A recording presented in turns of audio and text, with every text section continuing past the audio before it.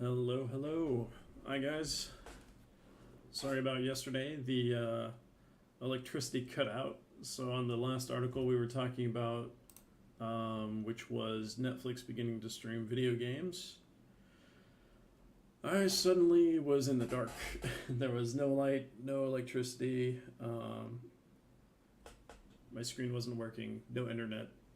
So, thankfully, that was the last article that I was supposed to cover yesterday, which is August the 15th.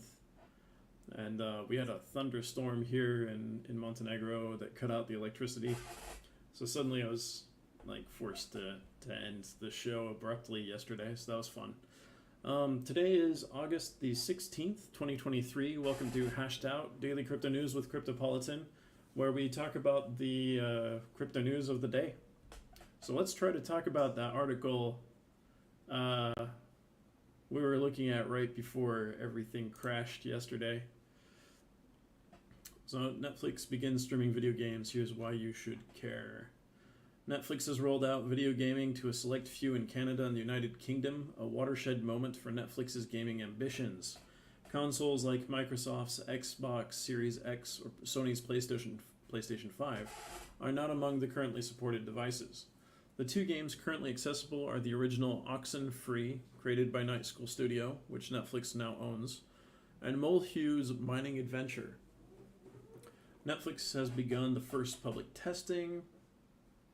Netflix's VP of Gaming, Mike Verdu, described this as a limited beta test for a small subset of customers, implying that not all subscribers in these locations will have immediate access. Nonetheless, this move signifies a watershed moment for the company's gaming ambitions, according to a report in, Netflix joins the gaming world. That looks interesting. Some gaming on TV. That's fascinating to me. That's now a thing. What will this have to do with crypto, though? Let's see. Here's what to expect. On Monday, Mark Verdu, the vice president of games at Netflix, said the company is still very early in our games journey, but it will offer two games to beta testers to begin with. So the following TVs and connected TV devices will support Netflix games for the time being: Amazon Fire TV, streaming media players, Chromecast with Google TV, LG TVs, NVIDIA Shields TV, Roku devices and TVs, Samsung Smart TVs, and Walmart ONN.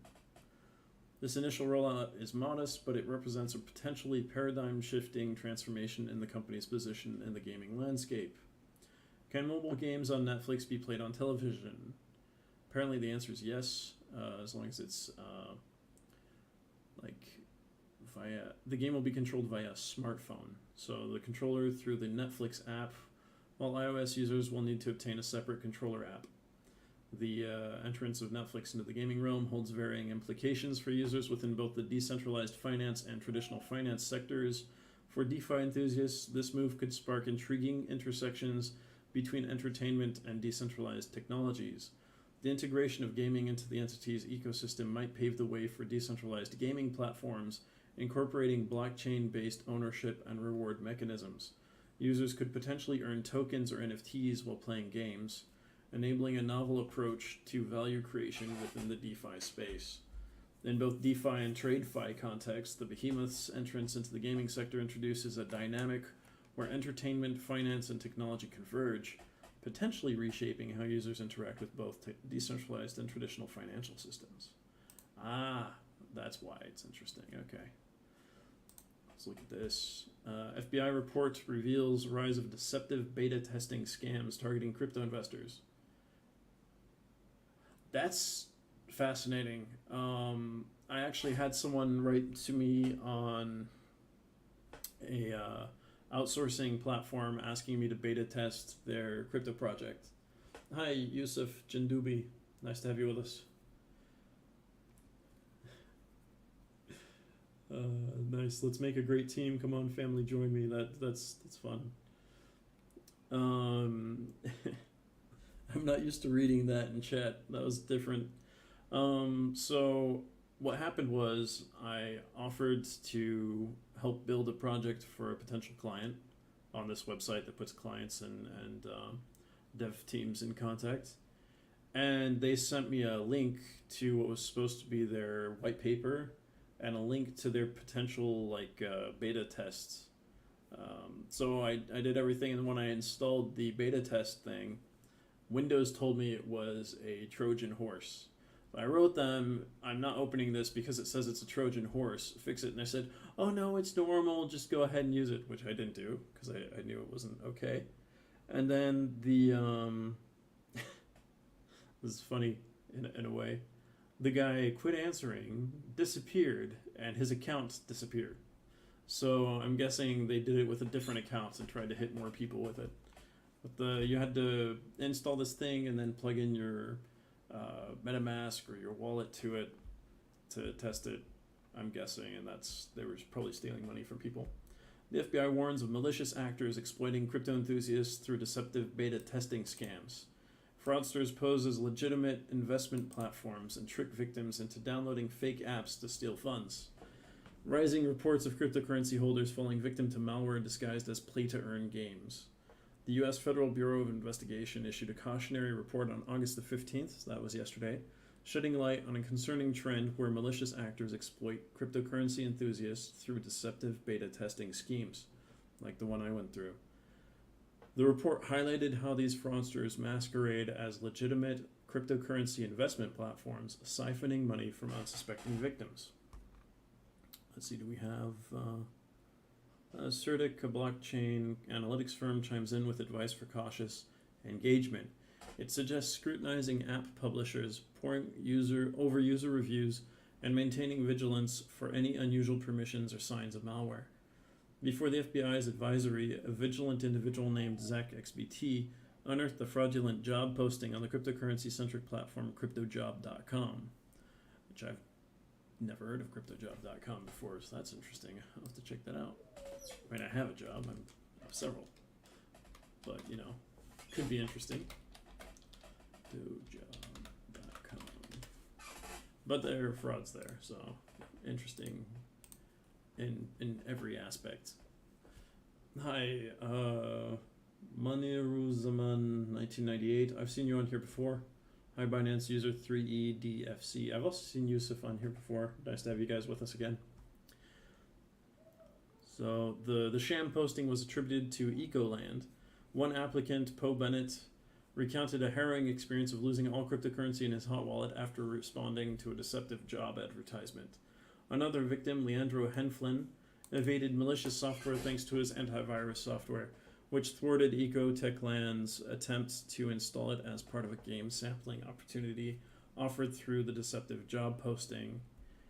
This string of incidents highlights a broader web of social engineering scams infiltrating the crypto job sphere. Earlier this year, NFT Drew sounded the alarm within the community, highlighting several instances of fraud on crypto jobs. Fascinating. That's not good though. It's interesting to see that they're trying to use those methods. I wonder if it's the North Koreans again. Just saying. Let's see. G20 meeting sparks crypto clash. Yikes. Why key officials reject ban and embrace coordination. Kristalina Georgieva, the managing director of the International Monetary Fund, voiced her stance against an outright ban on cryptocurrencies. This call for collaboration during the G20 meeting was seen as a response to the growing complexity and influence of cryptocurrencies in the modern financial landscape. The ideas exchanged in the roundtable had a notable impact on India's plans to present its own presidency note on crypto regulations. This is crazy. Okay. In a recent roundtable discussion held during a G20 meeting, prominent economic officials emphasized the need for enhanced global coordination when it comes to regulating crypto. This call for collaboration was seen as a response to the growing complexity and influence of cryptocurrencies in the modern financial landscape. So the IMF leader voiced her stance against an outright ban on cryptocurrencies. She likened the nature of crypto to that of water, suggesting that attempts to restrict it could lead to unexpected consequences, much like plugging a leak only for the water to find another route. Meanwhile, Jay Shambo, a key representative from the US Treasury, drew an analogy between global crypto regulations and the implementation of seatbelt mandates. Shambo's comparison highlighted that setting rules and regulations doesn't normalize the problems associated with an industry. Rather, it seeks to mitigate potential risks and challenges. The discussions which took place under Chatham House rules during the G20 meeting hosted by India were not open to the media. However, a participant in the discussion revealed that these metaphors were shared as a means of enriching the conversation on global crypto regulations. The ideas exchanged in the round table had a notable impact on India's plans to present its own presidency note on crypto regulations. This note was intended to outline a roadmap for regulating cryptocurrencies and underscores India's influential role in shaping the regulatory landscape. However, challenges arose as other G20 members expressed concerns and called for amendments to the note. These members argued that since India held the G20 presidency at that time, any official document it issued should reflect the collective consensus of G20 member nations. After nearly 2 weeks of discussions and negotiations, India ultimately published the note on August the 1st. The note holds significance as an official document representing India's recommendations for a unified approach to crypto regulation on a global scale. A key highlight of the note was the announcement of an upcoming synthesis paper. This paper is set to be collaboratively produced by the IMF and the Financial Stability Board and is projected to be released by the end of August. The paper will focus on the broader macro implications of cryptocurrencies on the global economy. It is expected to incorporate the suggestions outlined in India's presidency note, along with recommendations from other organizations involved in standard setting for financial regulations. One notable aspect of India's stance on the matter is its emphasis on addressing macro financial concerns and risks specific to emerging markets and developing economies. This focus has been well received by local officials and individuals familiar with the discussions. The Indian government aims to highlight its efforts in establishing a globally accepted framework for crypto regulations during the upcoming G20 Leaders Summit, scheduled for early September. Intriguingly, there are speculations that Indian Prime Minister Narendra Modi might use the G20 Leaders Summit as an opportunity to showcase the progress made under India's presidency, particularly in terms of global crypto regulation. However, these claims come from anonymous sources who cannot be named due to a lack of authorization to speak on the matter. As part of the ongoing efforts, the Financial Stability Board presented a paper recommending a comprehensive framework for regulating crypto assets. This paper also included a de facto deadline indicating that the member nations are expected to implement the recommended framework by the end of 2025. This implies that individual jurisdictions will need to adopt their own rules and legislation in alignment with the Financial Stability Board's suggestions. Coinbase CEO reveals strategies that will determine the future of crypto. Coinbase has now officially introduced Stand with Crypto, an independent nonprofit organization, or NGO, dedicated to advancing pro-crypto legislation. CEO Brian Armstrong, during the company's recent public earnings call, outlined 3 key pillars for adoption: blockchain scalability, utility beyond financial applications, and rectifying the convoluted crypto regulation situation in the US. Amidst an intense battle against the formidable US securities regulator, Coinbase finds itself in a whirlwind of activity. While grappling with significant legal costs, the leading publicly traded cryptocurrency company recently unveiled a new blockchain base, which has surprisingly gained considerable traction due to the popularity of a few viral applications. Adding to its latest initiatives, Coinbase has now officially introduced Stand with Crypto, the independent NGO dedicated to advancing pro-crypto legislation. So kind of doing things on all fronts. While Armstrong initially cited financial use cases such as stablecoins for payments, DeFi, and NFTs as examples of substantial traction, he also highlighted the potential for these applications to expand significantly with the advent of Layer 2 solutions. Improved utility, faster and cheaper cross-border payments, and enhanced daily usability could indirectly boost the growth of Coinbase's business. Interesting. Nevertheless, the final and perhaps most critical pillar is regulation. Armstrong frequently referred to the Stand with Crypto working group during the earnings call. This initiative, similar to other blockchain lobbying groups, aims to influence the direction of U.S. legislation pertaining to cryptocurrencies. This is especially crucial for two reasons. Firstly, there are two live bills, FIT21, Crypto Market Structure Bill, and the Stablecoin Bill, that if passed could reshape the industry. These bills have garnered bipartisan support in the House Financial Services Committee and the House AG Committee, and are now headed to the Senate. Secondly, a growing sentiment within the crypto community suggests that the existing lobbying network in Washington, D.C. has fallen short of adequately representing the industry's interests. Coinbase's proactive approach through Stand with Crypto seeks to rectify this gap and exert a meaningful influence on the legislative trajectory of the cryptocurrency sector. It seems like if crypto enthusiasts don't stand with some kind of lobbying movement, their crypto will be just outright banned, and we'll end up with CBDCs, and that's it. That'll be the end of everything else crypto related. That kind of reminds me of like the NRA for protecting the Second Amendment and keeping firearms legal in the U.S. Hi, M. El Marini, 1999, and this Alrathugambage and Binance user 2056-1. Nice to have you guys with us. Alright, let's see what else is going on in the world of crypto news.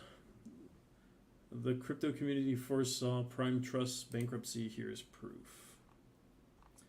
Prime Trust filed for Chapter 11 bankruptcy on August the 14th, having up to $500 million in liabilities. The crypto community foresaw the collapse of Prime, branding it a Ponzi scheme 2 months back. According to a regulatory filing, Prime Trust owed over $82 million in fiat currency deposits, despite having $68 million in digital assets under custody. Prime Trust filed for Chapter 11 bankruptcy. Prime Trust reported working with 25,000 to 50,000 creditors and having up to $500 million in liabilities. Even though the news of the company's financial instability emerged in the middle of August, members of the crypto community had already signaled the company's precarious position weeks prior to the filing. Let's see.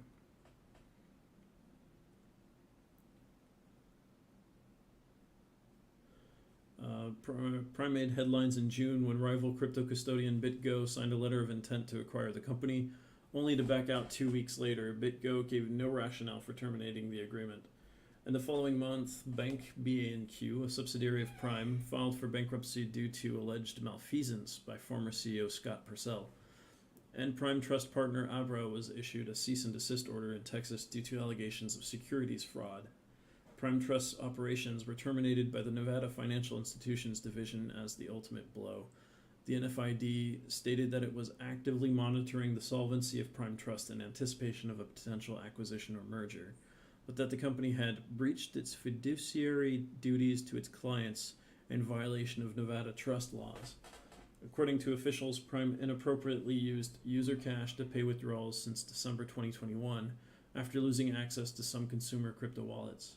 According to a regulatory filing, Prime owed over $82 million to customers due to missing fiat currency deposits, despite having $68 million in digital assets under custody.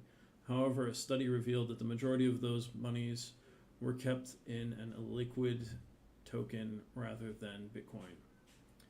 Other crypto companies that had funds with Prime hurried to reassure customers and withdraw their assets following the cease and desist order. However, some companies such as Coinbits still retained customer funds with the bankrupt custodian.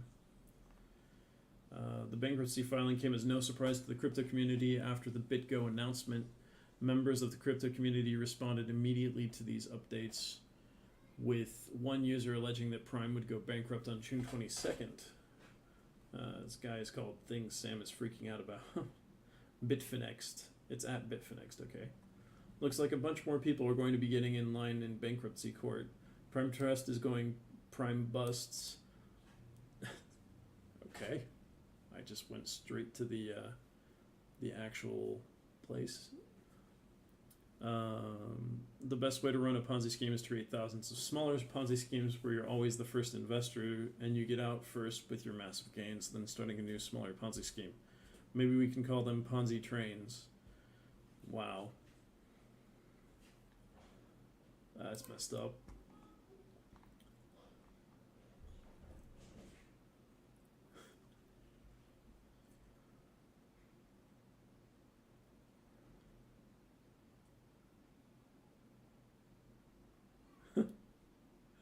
This guy posted, as I understand it, Prime Trust was a retarded Ponzi scheme where they used new customer deposits to fund existing customer wallet withdrawals because they had a shortfall, which was not because they actually siphoned money, but simply because they were very retarded and lost private keys. Oh my gosh, that's bad. That's really bad. Oh. Will Bitcoin hit $100,000 before the 2024 halving? This is a question we've had a few times. So Jesse Myers, a Bitcoin investor and author, believes that according to market analysts, Bitcoin won't reach six figures until the block subsidy halving in 2024. Myers, the co-founder of Bitcoin investment firm OnRamp, stated in an X post on August the 15th that the market would only price in the halving after the fact. A few other people have had different views on this, so that's interesting. That's very interesting. Europe's first spot Bitcoin ETF under Jacobi lists in Amsterdam. So there were a whole bunch trying to do it in the US, and it looks like Europe beat them to it. Hi, George Numenor, Yarmyoj 10, and Hamza Kazi 7. Don't worry, Yarmyoj 10. A lot of these codes are probably not going to work in any country people are throwing in here. So, after more than a year of planning, the Jacobi Bitcoin ETF is officially going live on the Euronext Amsterdam Stock Exchange. The Guernsey Financial Services Commission, GFSC, will regulate the Jacobi FT Wilshire Bitcoin ETF, which will trade under the ticker Bcoin. The listing means a spot Bitcoin ETF will be traded in Europe before the United States, despite dozens of applications to the SEC in recent years. Jacobi said it had implemented a verifiable built-in renewable energy certificate (REC) solution, which allows institutional investors to access the benefits of Bitcoin whilst also meeting ESG goals. Yes. Europe has surpassed the United States in the launch of the first Bitcoin exchange-traded fund. I did not expect this because I didn't pay attention to how many were being requested in Europe. Binance's crypto domination opportunity slips away. Okay, what happened? Binance became the top crypto player after its biggest rival FTX collapsed in 2022. Binance faced regulatory issues due to its dominance and alleged disregard for compliance. Crypto community fears Binance's success challenges the industry's decentralized nature. So the people looking for more and more decentralization aren't a fan, and the people that are looking for extreme centralization aren't a fan because they don't think it's regulated enough. Fun times. Hi, Crypto Official 5. Hello, Brenda Lee. Nice to have you with us. U.S. investment banks and China, a story. Okay. JP Morgan Chase's halted deal with a major Chinese developer signals broader U.S. banking issues in China. U.S. banks saw an 87% drop in revenues from guiding Chinese companies on overseas equity in 1 year. Beijing's regulatory tightening drastically reduced Chinese companies listing offshore. The narrative surrounding U.S. investment banks, their once flourishing relationship with China, has drastically shifted. It's not just about missed opportunities or simple miscalculations. It's about the colossal rift that has torn through a once lucrative partnership, leaving both parties in an uncertain dance around finances, geopolitics, and the future of international banking. Yeah, right now it looks like banks should just pull out of China and stop working with them. Beneath the gleaming skyscrapers of Wall Street, JP Morgan Chase was on the cusp of sealing a major deal for one of China's prime property developers. Investors were prepped, the stage was set, but as night fell, the curtains unexpectedly closed on the Country Garden share sale. A profit warning issued earlier that day by the Guangdong-based developer sent tremors across the banking world, and as missed payments and suspended Trading reports followed. The once golden path to Chinese investment seemed to crumble. This wasn't an isolated hiccup. The landscape of U.S. investment banks in China has undergone seismic shifts. Once, selling shares in Chinese companies offshore was akin to hitting a jackpot.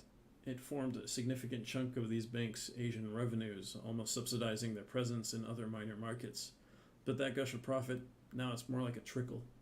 The numbers spell it out. In 1 year, combined net revenues from guiding Chinese companies in overseas equity fundraising for powerhouses like Goldman Sachs, JP Morgan, Morgan Stanley, Bank of America, and Citi plummeted by an astonishing 87%. The new year didn't promise any revival either, with figures barely touching $98 million since its start. The descent isn't inexplicable. Beijing, in its typical assertive style, slammed brakes on offshore listings in 2021. Fresh rules rolled out, handing over unprecedented influence to mainland regulators. The fallout? A desert landscape where once Chinese companies eagerly listed outside the mainland. Now for U.S. bankers, the horizon looks grim. Larger deals are being sidelined in favor of smaller offerings like the botched Country Garden one. Even potential gold mines, such as the $9 billion listing of Swiss firm Syngenta, are shifting to Chinese soil where the playing field is dominated by local participants and where U.S. banks, if they even secure a seat, must tread carefully given geopolitical complexities. It's baffling to consider that just a couple of years ago, advising Chinese enterprises on overseas equity constituted nearly a third of the major five lenders' total earnings from the Asia-Pacific region. That figure as of last year plummeted to a measly 6%. Banks may prattle about potential growth in other Asian markets like India and Japan. Still, the underlying tone is unmistakable. The Chinese gold rush is over, and nothing on the horizon seems potent enough to replace it. This shift hasn't been painless. Key players have departed from significant banks, with roles being shuffled, downsized, or downright eliminated.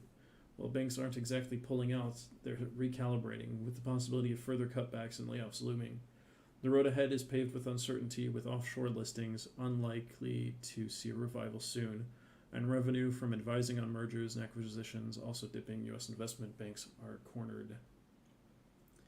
It's evident the tale of U.S. investment banks in China is one of opportunities lost, a bridge is burned, and of a future uncertain.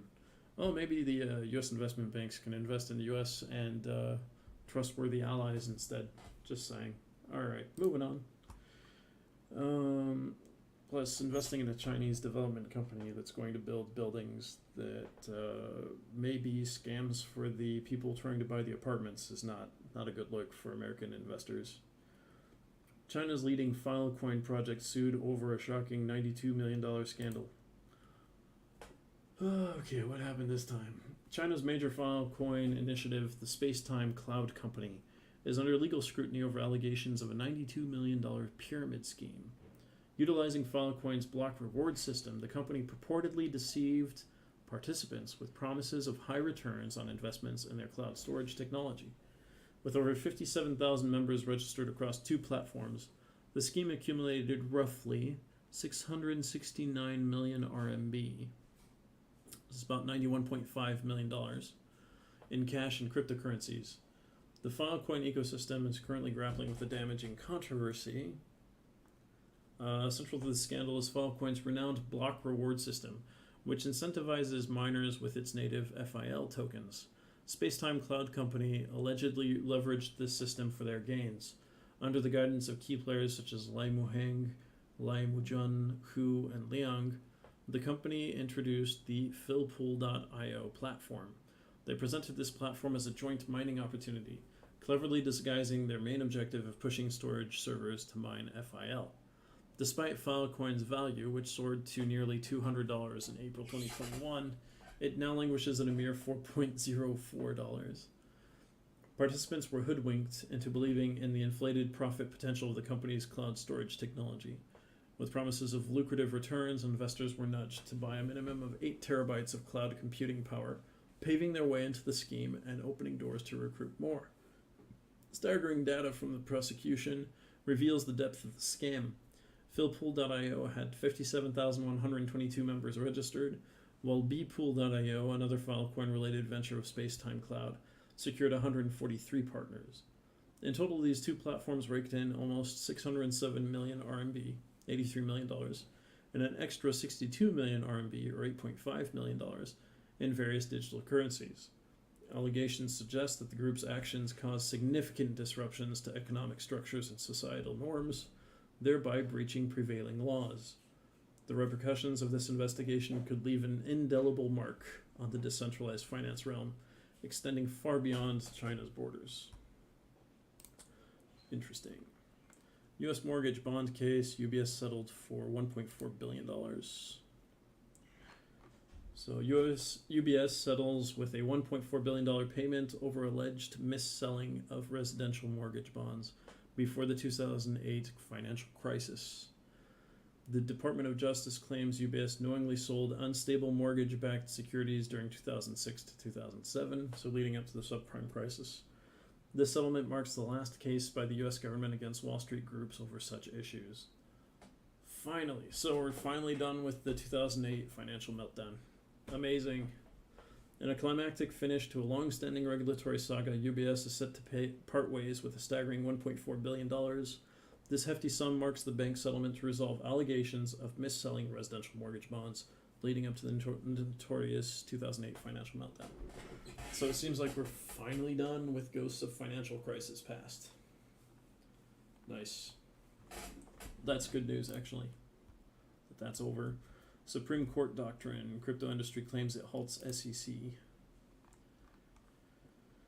Last month's ruling questioned the SEC's authority over the crypto industry. Coinbase leads the challenge, referencing the Supreme Court's major questions doctrine. The doctrine requires monumental economic and political issues to have direct congressional input. Last month's ruling regarding the crypto industry's relationship with the US SEC has ruffled more than a few feathers. Crypto giants and their supporters are now challenging the SEC's authority over their operations, all based on a theory rooted in the Supreme Court's recent doctrines. This move illustrates how the evolving landscape of cryptocurrency is clashing with traditional regulations, challenging the very fabric of how financial entities are governed. Leading this charge is the renowned crypto exchange Coinbase. Comparing the cryptocurrency industry with established sectors like tobacco and energy, Coinbase drew attention to the Supreme Court's decisions in two recent significant cases, Biden versus Nebraska and Alabama Association of Realtors versus Department of Health and Human Resources. These cases, they argue, showcase the Supreme Court's perspective that billion-dollar decisions impacting vast economic landscapes must have clear congressional authorization. Highlighting the expansive economic implications of the crypto world, Coinbase noted the industry's valuation at over $1 trillion. With nearly a fifth of U.S. adults invested in some form of cryptocurrency, and hundreds of millions globally trading on U.S. platforms, the scale is undeniable. Coinbase isn't alone in this battle. Renowned Supreme Court litigators in amicus briefs echoed the crypto giant's sentiments. Michael Dreeben, representing investment funds Andreessen Horowitz and Paradigm, pointed out inconsistencies between Rakoff's ruling and Supreme Court decisions. Paul Clement, another heavyweight in the legal community, argued that the Supreme Court's doctrine wasn't about comparing industries, but evaluating the massive economic and political consequences of regulatory decisions. Yet the SEC remains unmoved, maintaining that their actions align with mandates given decades ago, covering a broad spectrum of publicly offered investments. They emphasize that the Supreme Court's doctrine was for new executive regulations, not individual enforcement actions.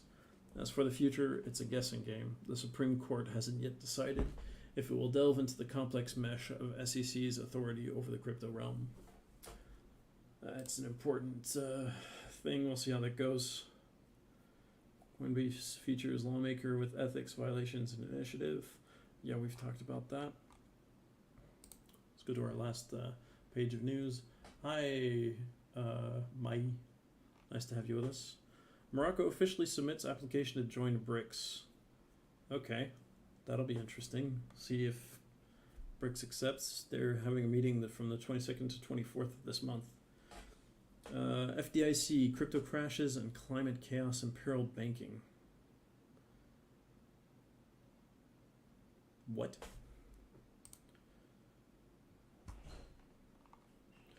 The FDIC identifies cryptocurrencies and climate change as major risks to the banking sector.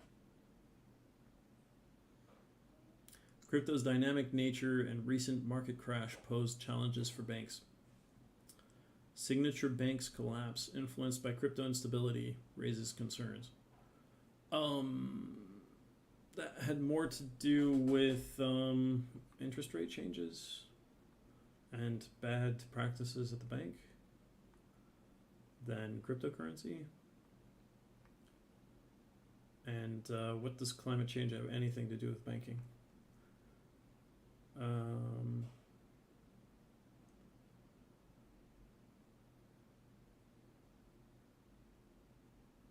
Okay. The FDIC is saying some weird stuff. We'll see. U.S. lawmakers urge the SEC, FINRA on Prometheum approval. So, House Financial Services Committee questions the SEC and FINRA about Prometheum's SPBD license. Mounting pressure descends on the Securities and Exchange Commission and Financial Industry Regulatory Authority as prominent figures from the House Financial Services Committee demand clarity over the somewhat controversial granting of a special purpose broker-dealer license to Prometheum. The committee, chaired by Patrick McHenry, joined by 20 other members, directed their inquiries at both SEC Chair Gary Gensler and FINRA's head honcho Robert Cook. A primary point of contention: the bewildering rapidity of the license approval. Especially since Prometheum, touting itself as the answer to regulated digital asset offerings, remains yet to prove its worth in practical service delivery. With a zero client history, one could argue that the rush lacked justifiable grounds.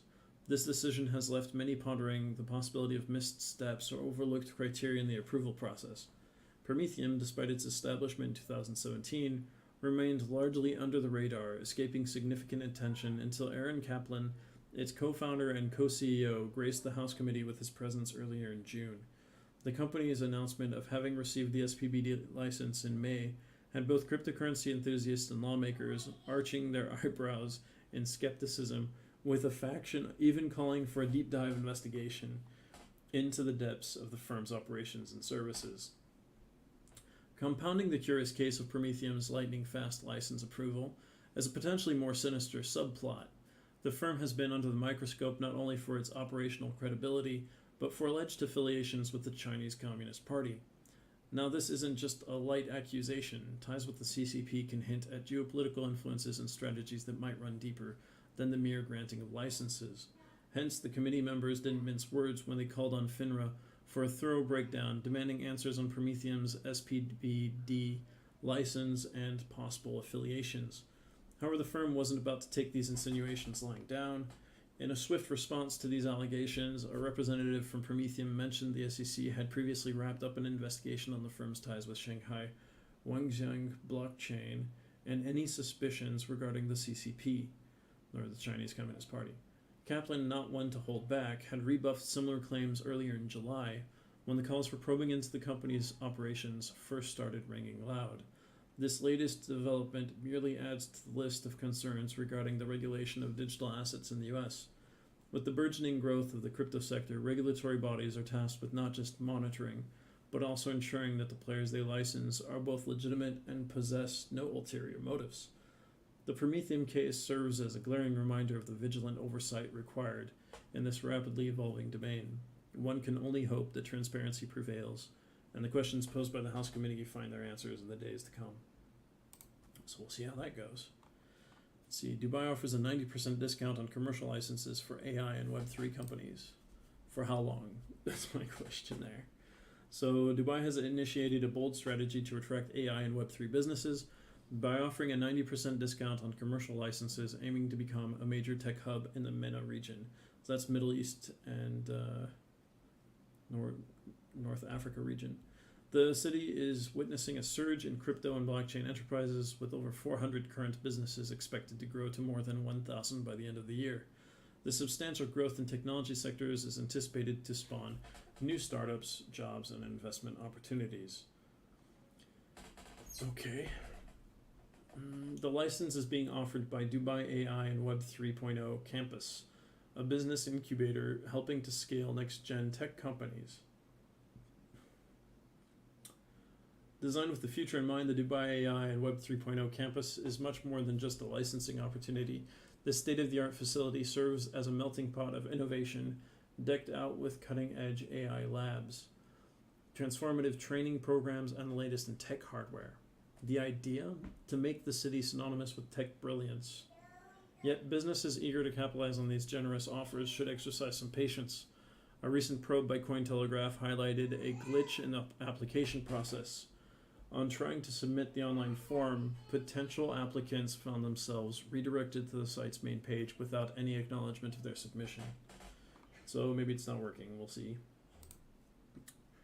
Alright, Volatility shares aims for October 12th launch of Ether Strategy ETF. Okay. So if approved, this ETF could be the first to offer Ether-linked exposure to U.S. institutional clients, marking a pivotal moment in cryptocurrency investments.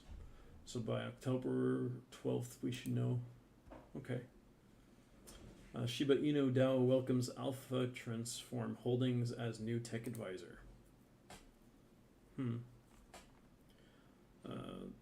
So the ATH is extensive experience with ties to industry leaders like NASDAQ and Disney, promises to bring unparalleled expertise to the Shiba Inu ecosystem.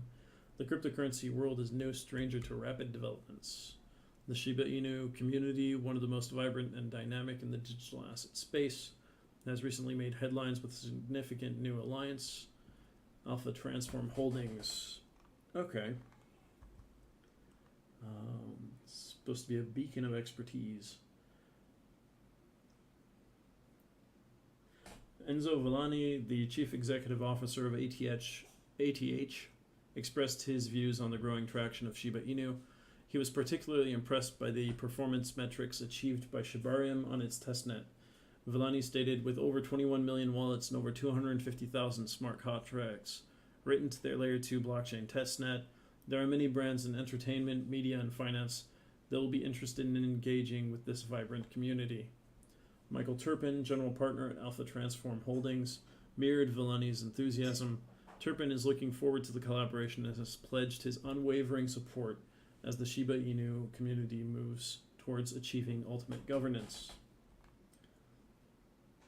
Satoshi Kusama, the enigmatic leader of the Shiba Inu community, shared his perspective on this new alliance.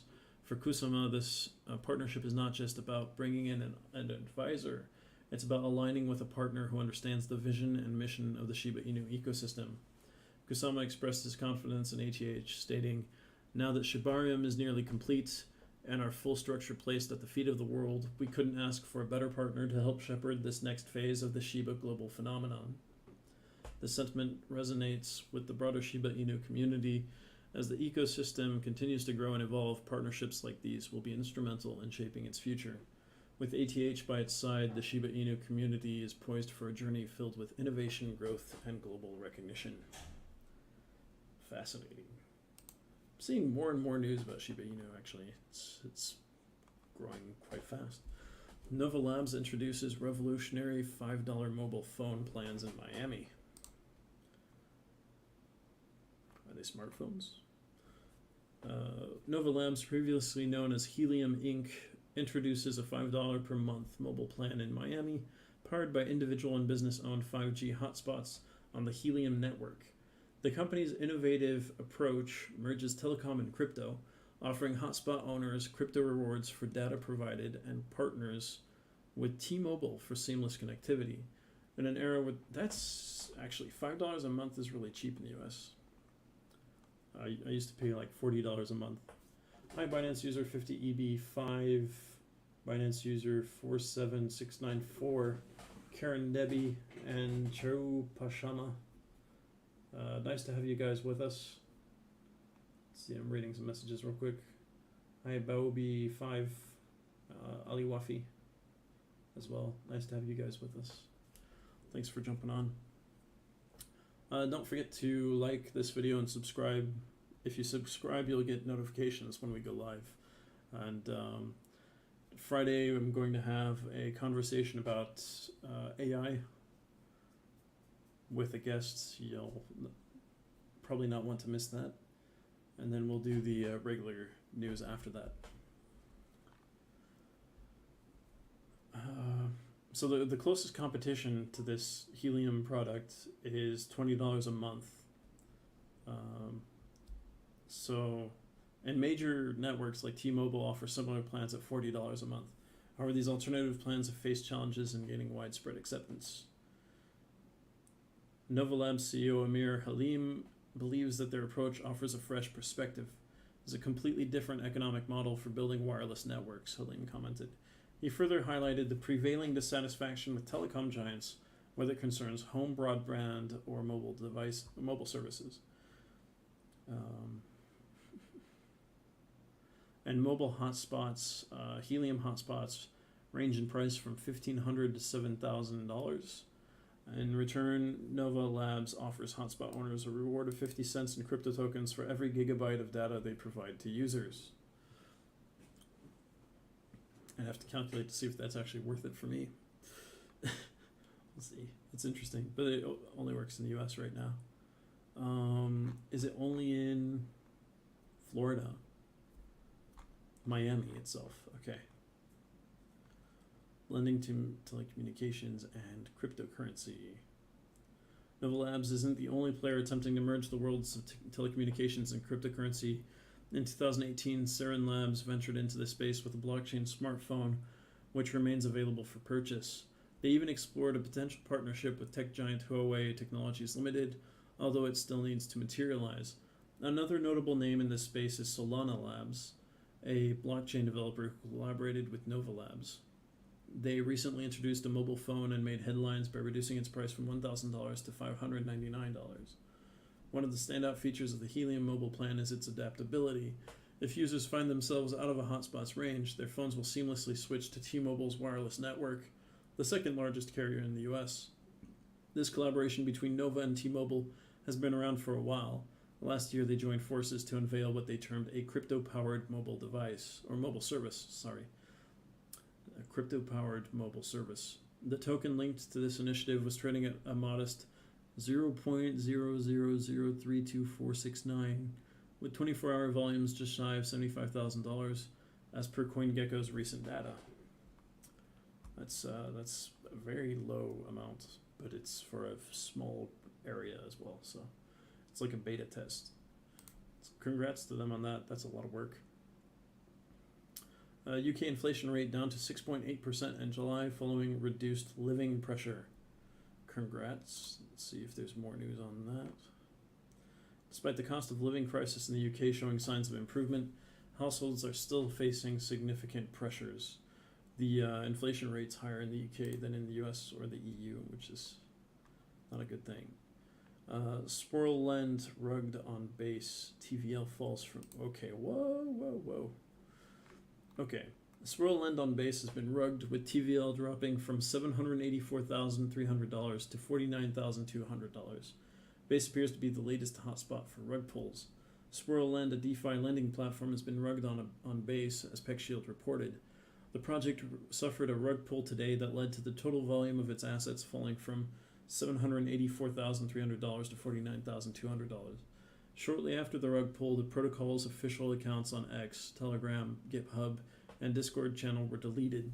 The deployment also bridged $289,500 in Ether and USDC tokens to the Ethereum blockchain from Coinbase's base.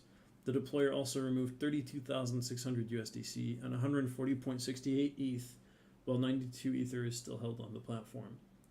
In an update, PeckShield noted that Swirl Lend got rugged on Base and Linea.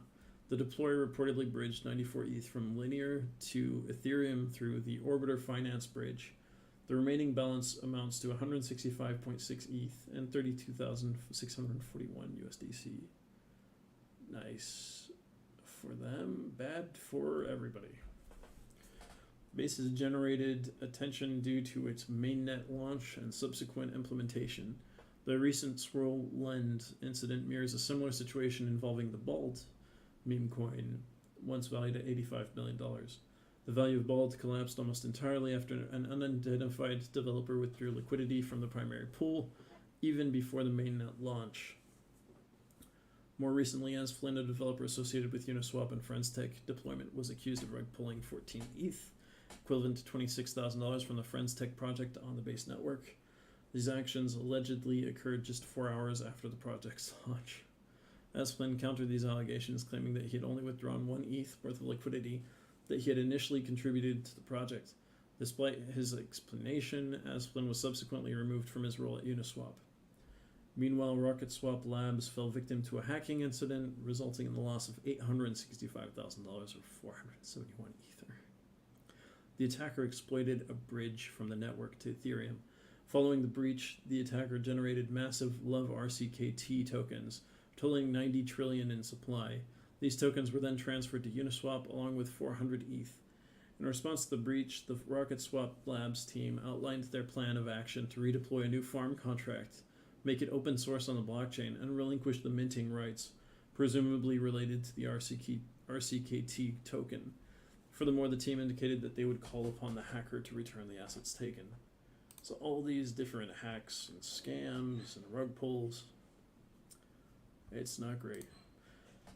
Oh, Putin to address ruble drop and strategies. Let's see. Putin plans to discuss intensifying currency controls after a significant ruble decline. Proposals might require exporters to convert up to 80% of foreign earnings into rubles within 90 days. Other potential measures include restrictions on dividends, loans abroad, and tighter currency swaps. So they're going to ban Russians from doing anything overseas unless they turn it into rubles as soon as possible, basically. Similar to what they did where YouTubers had to have their dollars turned into rubles immediately to withdraw their funds about a year and a half, 2 years ago. It's been a while now. So, yeah, Russia's not doing well. In an imminent discussion with Russian policymakers, Putin is set to explore stringent currency control measures. Top on the agenda, proposals targeting the nation's exporters, a significant chunk of whom park their foreign currency earnings overseas because they're afraid the government will take it from them. The buzz in the corridors of power suggests that these exporters may soon be under obligation to exchange a substantial portion of these earnings, up to 80%, into rubles within a 90-day post-delivery window. Firms that decide to play truant could find themselves ousted from government subsidy schemes, a stiff penalty by any measure, but that's just scratching the surface. Other potential policy changes include curtailing the outflow of dividends and loans to international shores, axing import subsidies, trimming down on currency swaps, and constricting the volume of foreign currency that exporters can transfer out of Russia. I believe right after the invasion of February 2022, foreigners were no longer allowed to sell their stocks in Russia. They have to hold on to them. They can't. They have no way to sell them. They've been blocked from doing that, and I believe that has not stopped.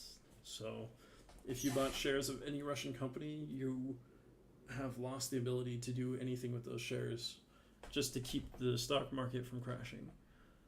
And so, like, the stock market, the value of the ruble, all of these things are no longer realistic whatsoever, because as soon as they would allow foreign investors to withdraw their funds, they would. About half of the stock market would just disappear.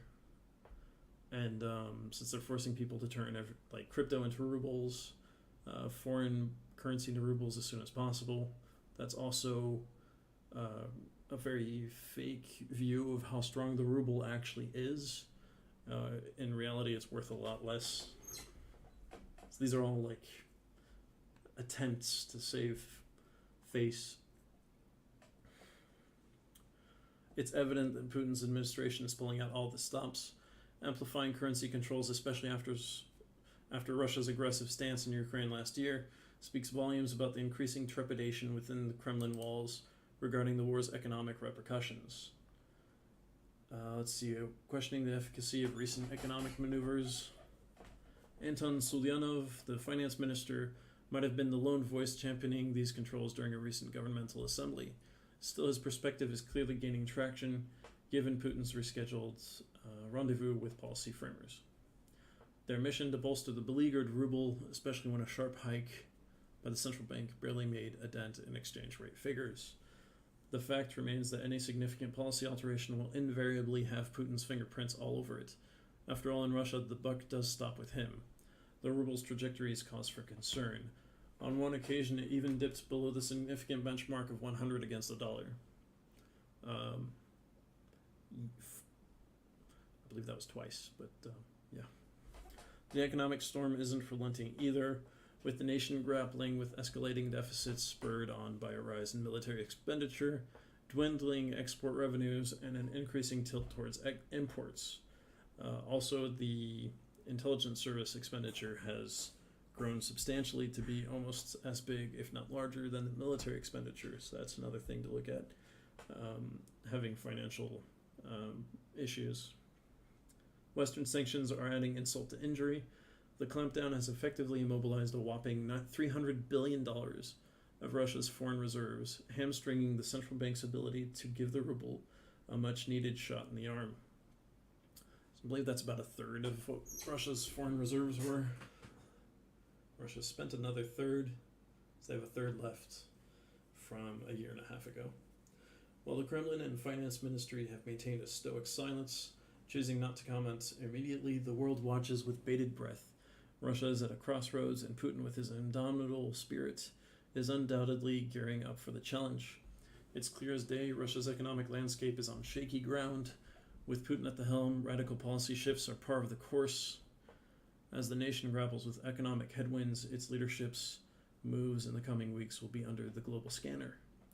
Only time will tell if these policy shifts can help steer Russia away from further economic turmoil, but one thing's for certain, Putin isn't one to back down from a challenge. Yeah, I expect that to get worse before it gets better. Dutch economy enters into recession following a 0.3% drop in the second quarter. The Dutch economy has officially slipped into a recession as it recorded consecutive declines in quarterly gross domestic product indicators. The decline can be primarily attributed to diminished exports and reduced household spending. Hi, AJ21, Binance user 0999E, and Hasnarurat. Nice to have you guys with us. So the Dutch economy has officially slipped into a recession as it recorded consecutive declines in quarterly gross domestic product indicators. According to data from Statistics Netherlands, CBS, the GDP volume experienced a decrease of 0.4% in the initial quarter of this year, followed by a further dip of 0.3% in the subsequent quarter. Comparatively, the contraction of the Dutch economy by 0.3% stands out in contrast to the economic progress witnessed in neighboring nations. CBS pointed out that during the second quarter of 2023, France and Belgium saw their economies expand by 0.5% and 0.2% respectively, compared to the preceding quarter. Meanwhile, Germany's GDP remained steady, paralleling the performance of the entire European Union. However, when compared with the fourth quarter of 2019, before the onset of coronavirus pandemic, the Dutch economy's rebound appears more robust than that of neighboring countries and the EU average. So maybe they caught up before the others and they're just slowing down now. That's interesting for a look at how things can happen with the others. As the Statistics Office indicates, the decline can primarily be attributed to diminished exports and reduced household spending. In the second quarter of 2023, the export of goods and services decreased by 0.7% compared to the first quarter. Conversely, the import of goods and services rose 0.5% during the same period. Consequently, the trade balance emerged as the most significant contributor to the second quarter's contraction, as CBS highlighted. Additionally, there was a notable decline of 1.6% in household consumption. As far as the trade balance, the Netherlands is no longer exporting certain semiconductors to China, just like the US, Taiwan, South Korea, and Japan aren't. So that may have an effect, and I don't think we talk about that in this article. Interesting.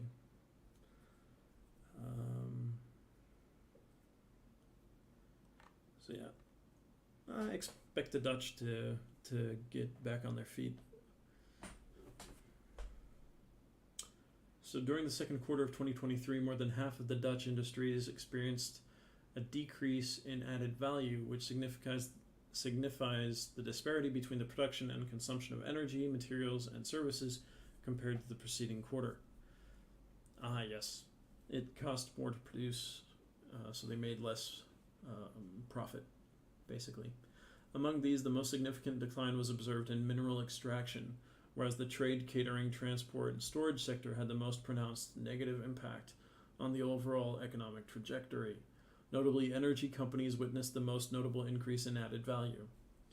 So yeah, oil and gas were more expensive, which caused everything else to not have as high of a return.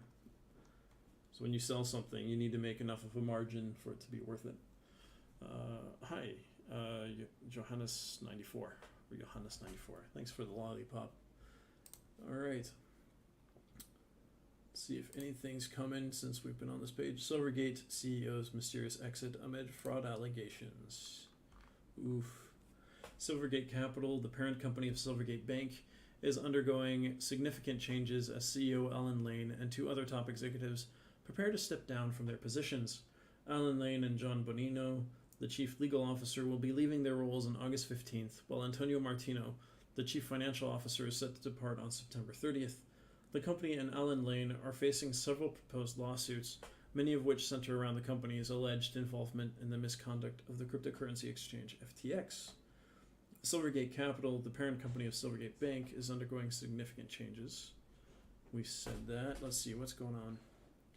One of the lawsuits involves the Texas-based Word of God Church, which has accused Silvergate of using $25 million from the church's deposits to participate in what the church calls FTX's fraudulent scheme. The church alleges that both Silvergate and Lane were aware of the fraudulent activities. Another proposed class action has claimed that Silvergate failed to conduct proper due diligence on its crypto clients, including major players like FTX, Alameda, and North Dimension. The suit also mentions other notable clients such as Binance.us, Huobi Globo, Nexo Capital, and Bittrex. The challenges faced by Silvergate can be traced back to the significant losses it suffered due to the collapse of FTX, one of its prominent clients. This collapse resulted in around $1 billion worth of losses for the company, prompting the company to make the tough decision to wind down its banking operations. The collapse of Silvergate Bank had a ripple effect across the crypto ecosystem and U.S. banking sector, as the bank was one of the few regulated institutions providing banking services to crypto firms and exchanges. To fill the leadership void left by the departing executives, the company has announced the appointment of new leaders. Kathleen Freyer, the Chief Transition Officer, will take over Alan Lane's role as CEO. Additionally, Andrew Surrey, the current Chief Accounting Officer of the bank, will assume the responsibilities of Antonio Martino as the Chief Financial Officer. Okay. Let's see, anything else? All right, let's go check out the top cryptocurrencies and see how they're doing. Hi, Binance user 8AE1E. Nice to have you with us. In an hour, I'm actually going to a Bitcoin meetup to see how things are going. With that, looking forward to it. So, let's see, Bitcoin is at $29,000. Wait, $29,000.63. Wait, $29,000.64.29. It changed 3 times while I was trying to read it. That happens every time I jump on here. So it's down 2.76% over the last 7 days, down 0.84% over the last 24 hours, and down 0.24% over the last hour. Trying to remember what it was at yesterday. Interesting though. Ethereum at $1,820.34, down 2.21% over the last 7 days, 0.88% over the last 24 hours, down 0.15% over the last hour. BNB is at $233.03. It changed while I was reading it. Down 4.83% over the last over the last 7 days. Sorry, 2.31% over the last 24 hours. Down 0.32% over the last hour. So also Monero at $154.82, down 2.28% over the last week, down 1.55% over the last day, down 0.42% over the last hour. Let's That's another big one. Litecoin at $77.79 today, down 7.43% over the last week. Let's look at biggest winners over the last 7 days. What the heck? SEI, 2,675% over the last 7 days. Okay. I haven't seen numbers like that in a while. That's impressive. Market cap is at $399 million. Volume over the last 24 hours is $1,654,000,000. So a lot happening there. Let's see who the biggest was in last 24 hours. Also say last hour was Rocket Pool though, with 3.54%. But like, wow. So say with 2,678% up in the last 7 days is at 22 cents. Rune by Thorchain was up 51.13%. Toncoin up 12.65%. I'm not sure what just happened. I heard music all of a sudden. Ton by Toncoin up 12.65% over the last 7 days. Let's see over the last 24 hours. Also saying over the last hour we have Rocket Pool, which is the only one above 0 point something percent in the last hour.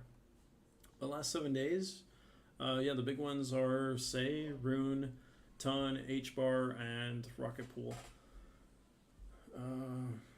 Nothing else really up much. All right, let's look at the biggest losers in the last 7 days. We have APT from Aptos, 19% down. GMX, 17.82% down. Optimism, 3.64% down. Terra Classic, 13.10% down. Compound down 13.11%. Immutable down 13%. Bone down 12.52%. Dash down 12.34%. Chainlink down almost 12%. The Sandbox also down almost 12%, down to 35, just shy of 36 cents. Stellar's XLM is down 11.43%. Objective is down 0.65%. Then we got a whole bunch down around 10%. It just keeps going. So that's pretty impressive. Today the Fear and Greed Index is at 49, which makes sense because there's a lot of things going down quite drastically. Yeah. It's just very red over the last 7 days. Over the last 24 hours, biggest loser was Terra Classic, 12.31% down, and GMX with 11.11% down. ApeCoin down 11.15%, Compound down 10.45%, and Conflicts down 10%. Pepe down almost 10% as well. Biggest winners in the last 24 hours are Say, Rocket Pool, Rune, and like other than Say, they weren't making more than a 2% increase, so not much activity there in the last hour. See a lot of Rocket Pool activity, plus 3.67%. Everything else is under 1%. And as far as losses in the last hour, HBAR is 2.53% down. Say is 2.48% down. Maker is 2.18% down. Rune is 1.63% down. And we got a bunch going down. It's not a positive day today. Most things are headed down for some reason. All right, so on that note, sorry about that kind of depressing downward spiral. Well, congrats, I guess. Let's leave it on a positive note, right? Congrats to Say for the last 7 days. That's a nice growth there to 22 cents, up 2,694.38%. That's really good. So thank you all for jumping on, all 1,400 of you. That's awesome. Remember to like and subscribe to get notifications for when we're going live again. Like I said, I'm having a guest on Friday to discuss AI and its effect on the economy. And then we'll be doing more and more other activities as well. hoping to get some sponsors for the show.